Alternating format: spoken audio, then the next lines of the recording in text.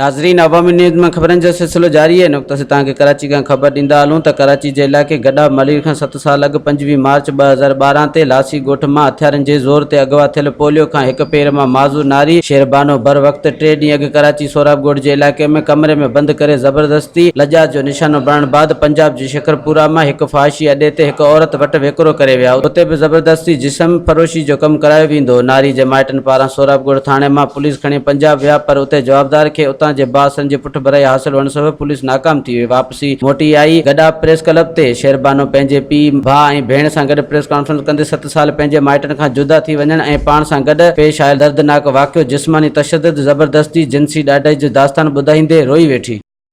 आपके साथ क्या हुआ है? मेरे साथ जुल्म। क्या जुल्म हुआ है? किसने किया है?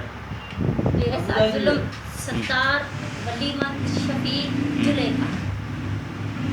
अच्छा, सत्तार कौन है? सत्तार वडेर, बुरफत, अच्छा, वली मोहम्मद, बुरफत वडेर। वो भी बुरफत है। हाँ जी। उन्हें क्या जुल्म किया आपके साथ? उन्होंने मेरे को यहाँ से अगवा किया। मैं किचन में बैठी थी, अच्छा उधर देखे रोटी पका ली।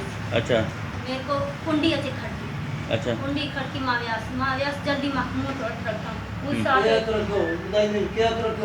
हथ माक रखियो शफीक, शफीक हथ रखियो उन घेरियो बाम झले सतारा, सतारा बाम झले घेरियो को माके तू खणी आ केरी डब्बे में टीटी रखियो माके ने सतारा खंजर माके रखियो शफीक ए बिनु ने माके खंजर और सीटियों ने रखी माके विधाऊं गाड़ियों में वधीक ख़बरनि ऐं तफ़सील लाइ विज़िट कयो अवामी news Facebook page, YouTube page ऐं अवामी न्यूज़ वेबसाइट।